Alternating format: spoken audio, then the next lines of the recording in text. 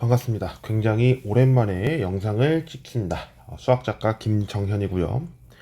오늘은 절대 부등식에 대해서 지금 이야기를 하려고 하는데, 사실 제가 이 내용을 다뤄야겠다라고 생각을 한 것보다 구체적인 내용은 수업 조교를 하면서 이제 학생들이 수강이 아니죠. 수강생들이 이제 수업 시연을 합니다. 그때 학생들이 어떤 단원을 하는지를 좀 보면서 저도 한번 이렇게 하면 어떨까라는 아이디어 측면에서 좀 얘기를 해보고 싶어서 이렇게 좀 찍게 됐습니다. 이제 한 학생이 절대 부등식에 대해서 수업 지도안을 짰고, 그리고 오늘이 3월 24일인데요. 예, 오늘 촬영을 하고 있습니다. 학생은 이미 이제 수업 시연은 마친 상태고요. 그렇게 제가 이제 보면서 어떤 부분에서 좀 더 이게 강조되었으면 좋겠는지 제 개인적인 견해를 말씀드리면서 이번 영상을 좀 찍어볼까 합니다. 영상은 이렇게 해서 주에 한 번씩은 업로드가 될 것 같고요. 업로드를 하면 일단 제 네이버 TV에도 모두 공개는 하겠습니다. 다만 학생이 어떻게 수업을 했다라는 내용은 일체 얘기하지는 않을 거라 그 부분은 참고해 주시면 대단히 감사하겠습니다. 자, 일단 절대부등식이니까 이야기를 해보겠습니다. 절대부등식은 2015 개정 수학과 교육과정에서 나타난 교육부 고시 제220-236호, 그리고 이번에 발표했던 2022 개정 수학과 교육과정 교육부 고시 2022-38이었나요? 기억이 정확하게 나지는 않는데 그 교육과정에서는 절대부등식은 똑같습니다. 예, 똑같이 어떻게 제시를 하고 있냐면 학습 목표에서 절대부등식의 뜻을 이해하고 간단한 절대부등식을 풀 수 있다라는 목표를 제시하고 있습니다. 근데 여기서 알아야 할 것이 무엇이냐면 절대부등식이라는 용어가 학생들한테는 처음 등장하기 때문에 이 부분을 접근하는 것이 일단 제일 중요하겠습니다. 그러면 우리가 알고 있는 용어가 무엇이었나라는 것을 먼저 돌이킬 필요가 있는데, 일단 이렇게 저는 세 단계로 나눌 것 같습니다. 이전에 배운 내용은 무엇이었고, 이번에 수강 신청이래요. 계속. 죄송합니다. 이번에 다루는 내용에서 알았어야 하는 내용은 무엇이었는지, 그리고 이제 알아야 할 내용은 무엇인지를 이번 시간을 통해서 좀 정리를 해보도록 하겠습니다. 제가 이거를 15로 놨는데 20에서 10으로 줄일게요. 죄송합니다. 계속 지금 너무 오랜만에 촬영이라서 그런지 버벅버벅거리는데 양해를 부탁드립니다. 자, 일단 이전에 배운 내용 무엇이었나라는 것은 여러분이 이제 교육과정이라든지 이런 책이나 이런 거에서도 나오기 때문에 뭐 제가 설명을 굳이 안 해도 아실 겁니다. 일단 절대부등식을 시작하기에 앞서서 무슨 내용이 들어가냐면 충분조건, 그리고 필요조건, 그리고 나타나는 것이 필요 충분조건입니다. 제가 알고 있는 게 맞으면 이 부분은 차시가 하나로 구성되어 있을 겁니다. 충분조건과 필요조건, 그리고 필요충분조건에 대해서 이해하고 구별을 해줘야 되는데 용어가 굉장히 달랐죠. 충분조건과 필요조건일 때는 어디에 중점을 두느냐에 따라 달랐다라는 것에서 시작합니다. 우리는 명제를 P이면 Q이다 라고 하는 형태로 시작하는데 P인지 Q인지에 따라서 충분조건인지 필요조건인지가 다릅니다. 즉 그러니까 P가 주어라고 했을 때 Q이기 위한 무슨 조건이냐라고 하면 충분조건이고요. Q는 P이기 위한 필요조건이다라고 설명을 합니다. 그럼 여기서 알아야 될 게 뭐냐면 저는 이거를 이해하는데 굉장히 빨리 알게 된 스타일인데요. 어, 비법이어서 이걸 말씀을 드려야 될까요? 네, 정확하게는 이렇습니다. P이면 Q이다가 성립하기 위해서는 뭔가 더 범위가 넓은 부분이 있을 거예요. 그러면 이거의 진리집합이라는 거를 여러분이 배우시는지 모르겠는데 아마 배우실 거예요. 진리집합. 그러면 이 명제 P라는 것의 라지 P가 명제 P의 진리집합이고 스몰 q의 진리집합을 라지 q라고 했을 때 집합 P가 집합 Q보다 더 작은 범위죠. 그러니까 이런 내용으로 들어갈 수 있습니다. 포함 관계죠. 포함인지 아닌지는 뭐 이제 상황에 따라 다를 거고요. 그럼 그랬을 때 충분 조건. 충분 조건은 지금 여기 보시는 것처럼 이거 영어로 그냥 한번 써볼까요? 그러면 이렇게 써질 거예요. 충분. 그러면 뭔가 앞에 글자가 C죠? C처럼 생겼나요? 예. 포함 관계를 보는 겁니다. 그러면 P가 C점이고 C로 이렇게 되어 있는 구간이다 그러면 예, 결국에는 이때 충분 조건이라고 이야기를 붙입니다. 예, 놀랍게도. 그 다음 Q. Q는 P이기 위한이니까 지금 이 명제에서 그대로 보면 Q는 P이기 위한 필요 조건이죠. 필요 조건을 그대로 영어로 써보면 뭐 이런 식으로 될 거예요. 필요. P를 따는 거예요. 요렇게.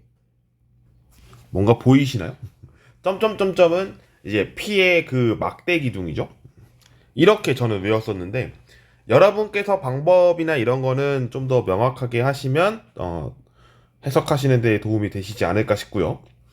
필요 충분 조건은 말 그대로 P이면 Q이다, Q이면 P이다. 즉 명제가 있으면 명제의 역도 성립해서 둘 다 성립하게 되는 내용이 필요 충분 조건이었다. 라는 내용을 아실 수 있을 겁니다. 자, 그리고 이제 알았어야 하는 내용은 무엇인지를 정리하는 건데요. 이 내용에서만 봐도 일단 여러분이 알았어야 하는 내용이 뭐냐면 여기에 있는 이 부등식입니다. 부등식. 그럼 부등식은 뭐였냐? 부등식에서 배운 내용을 정리해보면 고등학교 1학년 때 배우는 내용에 뭐 중학교 1학년부터 따질게요. 그러면 1차 부등식이 있습니다. 그리고 연립 1차 부등식이 있었고요. 그 다음에 2차 부등식이 있고 연립 2차 부등식이 있었습니다.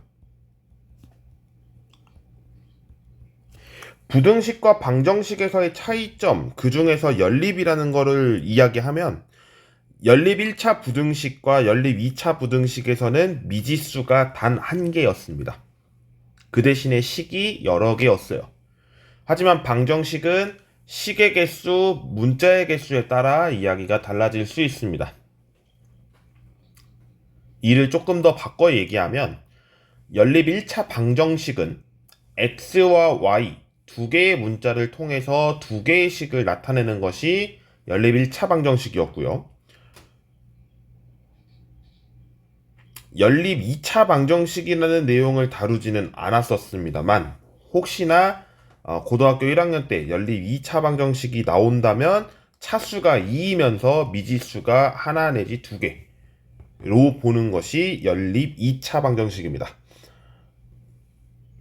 하지만 이제 우리는 부등식에서 이야기를 하기 때문에 부등식에 대한 포커스를 잡으면 네 가지가 되는 거고 네 가지에서 모두 이제 내용은 x라는 변수 하나 존재하는 거예요. 그 대신에 식은 여러 개라고 보시면 됩니다.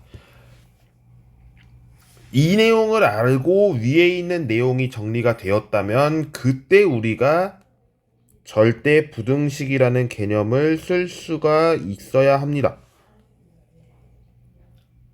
그러면 이 절대 부등식은 무엇인가요? 라고 했을 때 명확한 정의가 지금 와닿지는 않죠.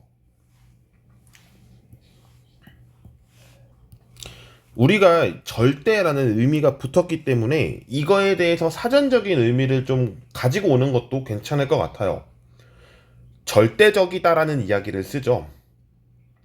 뭐 예를 들면 절대적인 진리라든지 아니면 절대적인 신뢰, 기업 여러 가지가 있을 텐데 용어 하나를 이야기해보면 아무런 조건이나 제약이 붙지 않는다라는 정의가 있습니다. 사전적 정의가. 그러면 이 사전적 정의로 보았을 때 아무런 조건도 없고 제약도 없는 부등식이라는 거죠. 그러면 여기서 궁금증이 생겨야 돼요. 어떤 조건이 안 붙냐, 그리고 어떤 제약이 붙지 않느냐 확인하실 수가 있겠죠. 근데 우리는 부등식은 어떤 결론으로 도출하느냐라고 했을 때 결국에 x의 범위를 찾는 거잖아요. x의 범위를 찾는 건데 이 범위가 그러면 조건이나 제약이 없었다라는 이야기가 완성될 수 있는 거죠. 그래서 결국에 절대 부등식이라는 의미는 어떤 x의 범위라는 것이 주어졌어요. 근데 이 주어지는 것이 모두 속해요.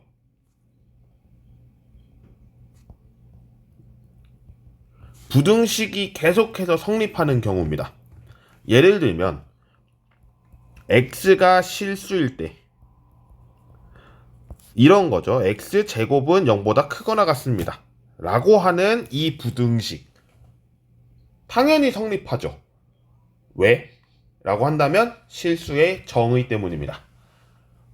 실수의 정의라기보다 정확하게는 실수에서 갖는 성질인데요. 실수는 유리수와 무리수를 통틀어서 이야기를 합니다. 그러면 y는 x제곱이라는 2차 함수가 있었을 때 0보다 큰 부분에 있죠. 그리고 교점이 0,0이라고 했을 때 0은 x가 0일 때 y가 0이다라는 것을 의미하기 때문에 결과적으로는 모든 실수 x에 대해서는 항상 성립하는 부등식입니다. 이런 식으로 이제 절대 부등식이라는 것에 대해서 접근을 해나가는 것이 중요하겠습니다. 제가 이거는 절대 부등식이라는 이야기를 설명하는 것도 있겠습니다만 제 아이디어를 통해서 어떻게 이제 절대 부등식을 가지고 이야기할 수 있는가 라는 내용으로 컨텐츠를 지금 찍고 있는 상황이고 계속해서 이야기해 보겠습니다. 그리고 나서 이제 여러 가지 이야기를 할 건데 아까 제가 조금 살짝 이렇게 넘기긴 했지만 예제 문제를 보면서 이야기를 해보도록 하겠습니다. 예제 문제는 이렇습니다. 자, 일단 AB는 실수라고 했을 때 A제곱과 B제곱을 더하면 AB보다 크거나 같다라는 것을 성립한다를 보이세요. 예, 이거에 대해서는 너무나 당연하게도 성립합니다. 하지만 학생들은 이것에 대해서 증명이라는 단어가 나오는 순간 굉장히 어려워합니다. 그럴 때 여러분이 무엇을 준비하는 것이 좋냐? 첫 번째, 힌트 카드를 만드는 겁니다. 힌트 카드를 만든다라는 의미는 뭐냐면 학생들한테 답을 주는 것은 아니에요. 하지만 개념이라든지 아니면 이거에 대한 공식이라든지 유사한 공식이죠. 그런 거를 제공을 함으로써 학생들이 주도적으로 문제를 풀게끔 하는 것이 이 힌트 카드인데요. 힌트 카드를 통해서 결국에 증명하는 부분은 한 3단계, 뭐 되게 긴 문제면은 5단계까지 제공을 해서 계속해서 학생이 접근할 수 있게 문제를 풀도록 해야 합니다. 그러면 이 상태에서 만약에 증명을 하려고 보니까 일단은 이렇게 한번 해보려고 해요. A제곱과 B제곱을 더한 내용이 AB보다 크거나 같다라고 했으니 넘겨볼래요 라고 하는 거예요. 이렇게요. 일단 이항이라는 단어를 학생이 알고 있어요. 그리고 나서 만약에 막혔다라고 합시다. 여러분은 어떻게 접근하시겠습니까? 여기에서 막혔어요. 일단은 우리가 유사한 무언가를 제공을 해야겠죠. 유사한 무언가. 근데 잘 보세요. a제곱과 b제곱이 지금 더한 형태로 나와 있는 내용은 우리가 이전에 배워왔던 곱셈 공식과 인수분해에서 나오는 내용인데요. a 더하기 b의 제곱이거나 a 마이너스 b의 제곱이거나 이런 형태면 얻을 수 있겠죠. 즉 a 더하기 b의 제곱을 하면 a제곱 더하기 2ab 더하기 b제곱이 되고요. a 빼기 b를 제곱하면 a제곱 마이너스 2ab 플러스 b제곱이 되는데 이 두 가지로 놓고 보니까 여기 부분이 보인다라는 거죠. a제곱과 b제곱이 더한 형태. 그러면 이 형태를 쓰려고 보니까 ab가 걸려요. 위에 걸로 보면 마이너스 3ab가 차이 나고요. 밑에 걸로 보면 ab가 차이 납니다. 하나 차이 나는 거죠. 그러면 일단은 이 상태를 놓고 보려고 하니까 뭔가가 떠오르지 않아요. 그러면 이 공식을 먼저 주는 겁니다. 그러면 한번 풀어봐라. 그러면 한번 풀어볼게요. 제가 일단 한번 쭉 써볼게요. a제곱이랑 b제곱이 있으니까 여기에 뭔가가 들어가면 참 좋겠는데 안 써줘요. 그럼 또 주는 거예요. 이렇게 힌트 카드를 줬는데도 학생이 못 구했다. 그러면 언제 배웠느냐를 생각하는 거예요. 그럼 뭘 배웠냐? a제곱과 b제곱이 있었잖아요. 이 형태와 a제곱 마이너스 ab 플러스 b제곱 간에서 무언가 힌트를 주려면 이렇게 만드는 형태, 그럼 반대로 이렇게 해볼까요?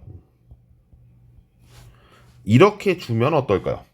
이렇게 하면 여기 지금 4ab로 바뀌었어요. 그러면 a제곱 더하기 2ab 더하기 b제곱 더하기 2ab가 될 테니까 결과적으로는 a 플러스 b의 제곱 더하기 2ab가 되는 내용이죠.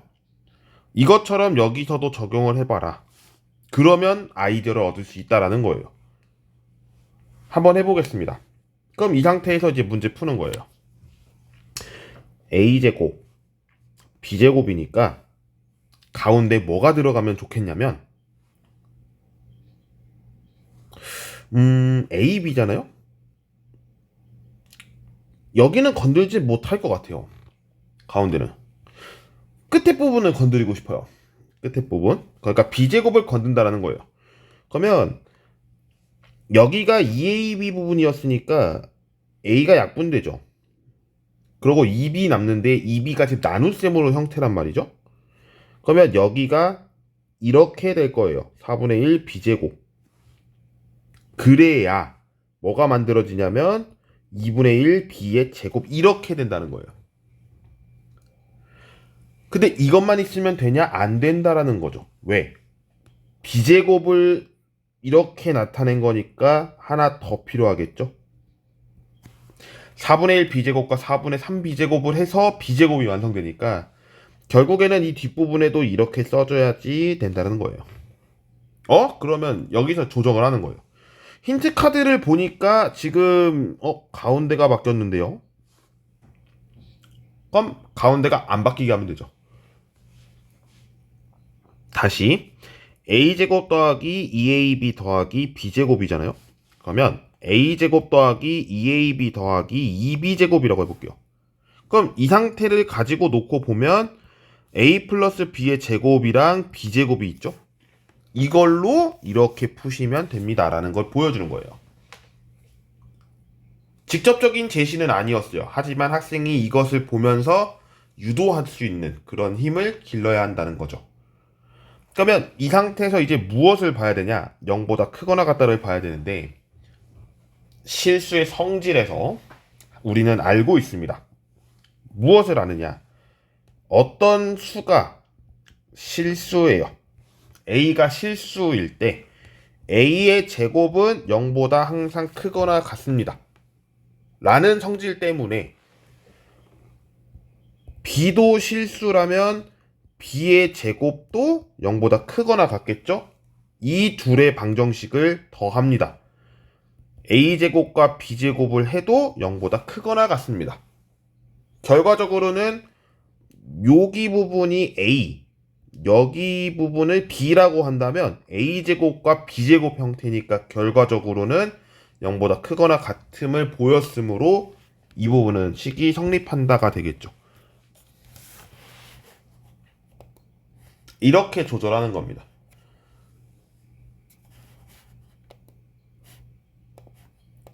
어렵지는 않을 거예요. 다만 쉽지는 또 않을 거예요. 처음 해보는 거는 아무래도 어려움이 있겠죠. 그치만 이런 식으로 접근해 나가다 보면 학생들한테 어떻게 가르쳐야 되는구나를 알 수 있기 때문에 여러분이 한 번 더 고민해 보시고 접근을 하신다면 더 좋지 않을까 생각을 해봅니다. 자, 다음 문제로 한 번 더 넘어가 보도록 할게요.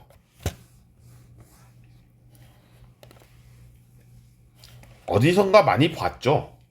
여러분은 참 많이 봤을 그런 부등식인데 고등학생들은 이 부등식을 언제 접했을까요? 아마 절대부등식을 하기 전에는 접하진 않았을 거예요. 하지만 통계에서 이 내용은 알 거예요. 근데 그것보다 문제를 먼저 풀고 설명하는 것이 좀 더 좋기 때문에 아직은 설명하지 않겠습니다. 문제를 보죠.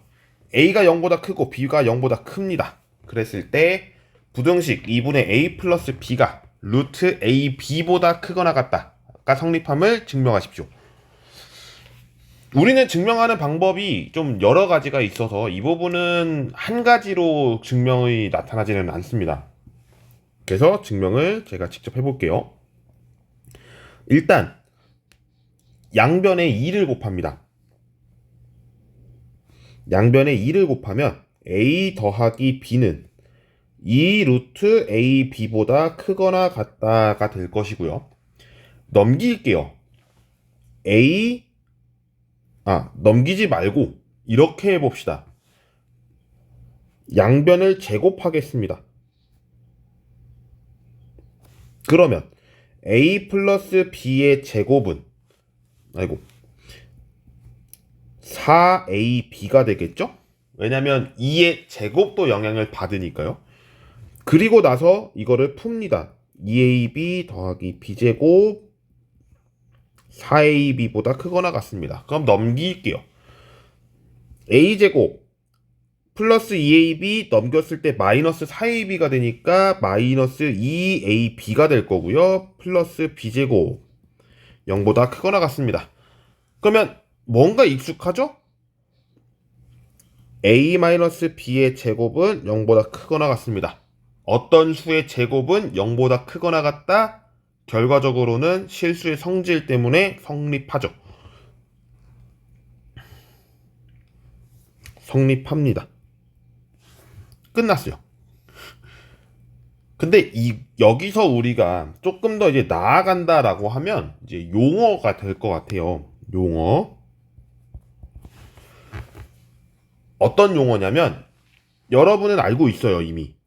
산술평균, 기하평균. 좀 더 나가면 이제 조화평균이라는 내용도 이제 듣게 되는데요. 영어로 번역하면 진짜 좀 와닿을 거예요. 산술평균은 arithmetic mean이라고 표현을 합니다. 그래서 주어진 어떤 수가 있었을 때 주어진 수 개수로 나누는 과정, 이것을 산술평균이라고 하고, 기하평균은 geometric mean이라고 해서 뭐 몇 개가 됐던 간에 그거를 모두 곱한 상태에서 n제곱근을 취한 것을 의미합니다. 제가 조화 평균을 쓰지는 않았는데요. 조화라는 내용 자체가 이제 하모닉을 이룬다라고 하거든요. 하모닉을 이룬다라고 해서 이제 하모닉 민이라고 표현을 하는데 역수의 산술 평균의 역수입니다. 이게 무슨 말이냐? 이게 되게 복잡해요. 예, 산술 평균, 기하 평균까지는 알겠는데 조합 평균은 어렵습니다. 그래서 이 부분을 정리해 볼게요. 우리가 흔히 쓰는 평균, 그러니까 통계에서 쓰죠, 사실. 통계에서도 쓰고 하지만 이제 엑셀에서 계산을 하다 보면 무언가 차이가 또 있었을 거예요. 근데 우리가 가장 많이 쓰는 평균이 이 산술 평균이다 라는 건데, 예를 들면 이런 거예요. 여러분의 수학 학업 성취도의 점수를 가지고 나타나는 거.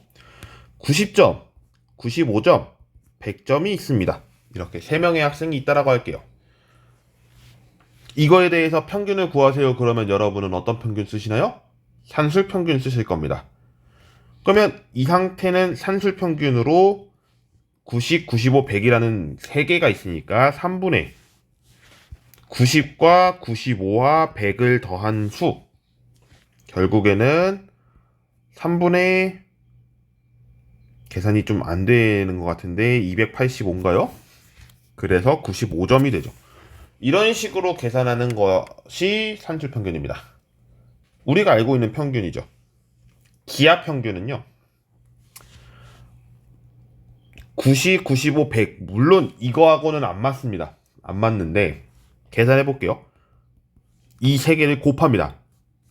그러니까 90 곱하기 95 곱하기 100이라는 수를 곱해서 세제곱근 취한 거예요.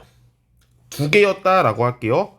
그러면 90점과 100이라고 했을 때 90점과 100을 곱한 상태에서 루트 씌운 거예요.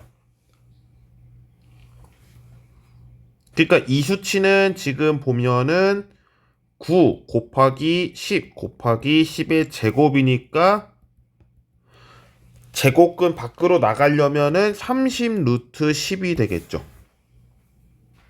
그러니까 뭔가 안 맞는 거예요.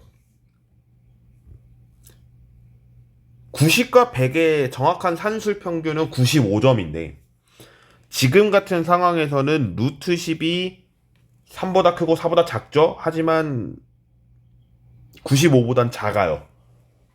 작습니다. 그런 점에서는 차이가 좀 있죠. 조합 평균. 조합 평균은 이제 아까 얘기했듯이 역수에서의 산술 평균의 역수라고 했잖아요. 너무 복잡해요. 역수의 산술 평균. 역수의 산술 평균. 역수하고 산술 평균의 역수래요. 네. 그러니까 무슨 말이냐면 두 가지 A하고 B가 실수라고 했을 때 뭐 실수라고 하기보다 이거는 양수가 맞겠죠?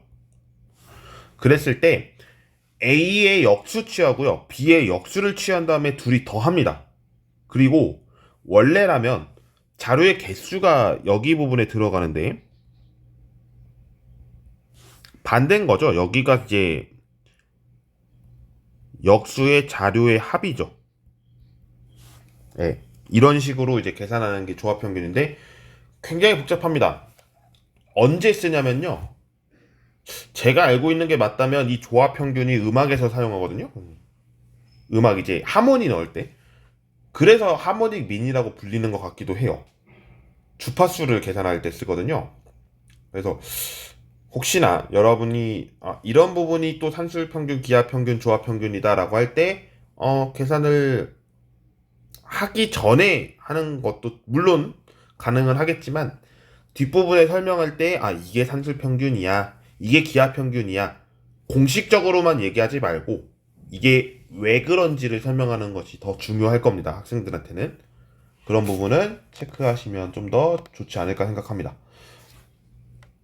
뭐 등등의 여러 가지 문제들이 있었을 겁니다. 그렇지만 만약에 여기까지라고 한다면 정리해야겠죠. 정리하려면 두 가지가 저는 필요하다고 생각을 합니다. 절대 부등식과 부등식의 차이가 무엇이었나요? 일반적인 부등식과 절대 부등식이요. 그러면 해의 범위성에 대해서 이야기를 하면 됩니다. 해의 범위. 일반적인 부등식은 이렇게 나타나거나 아니면 뭐 x가 a보다 크거나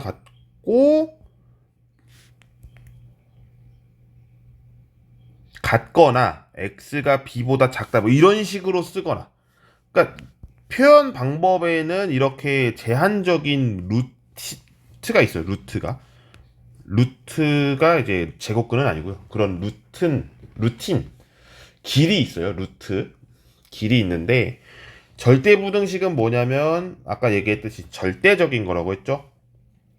조건에 관계없이, 제약에 관계없이 부등식이 성립한다는 것을 보이는 내용이 절대 부등식이었습니다. 그리고 절대 부등식을 증명하려면 학생들이 일단 증명을 하는데 모르는 학생들이 분명히 있을 거라는 거죠. 그러면 아까 어떻게 해라? 힌트 카드를 제공하면 됩니다. 라는 거예요. 계획을 세우는 그런, 물론 전략적인 부분도 물론 중요하겠습니다만, 전략보다는 학생들이 증명할 수 있도록 북돋아주기 위해서는 몰랐을 때 그냥 이렇게 푸는 거야가 아니라 이렇게 접근해봐라 라는 제공을 함으로써 증명하는 것이 좀 더 바람직하지 않을까 생각을 해보면서 영상을 마무리할까 합니다. 일단은 영상 길이가 30분 정도 됐는데 굉장히 더 길어졌죠. 이거는 어떤 학자가 쓴 거예요? 학자라기보다 이제 클리닉 관련해서 지금 제가 연수를 좀 돌아다니고 있는데, 그러다 보니까 나타나게 된 거고요. 수학 불안을 하면서도 이 부분은 또 등장을 하고 있었기 때문에 저는 그런 쪽에서 계속해서 좀 보고 있었고요. 참고하시면 될 것 같습니다. 영상을 여기까지 오늘 하도록 하고, 다음 주에, 아마 다음 주면 3월 31일이 되겠죠? 그때 또 촬영을 이어나갈 수 있으면 해보도록 하겠습니다. 시청해주신 모든 분들 감사드리고요. 다음 시간에 뵙겠습니다. 고맙습니다.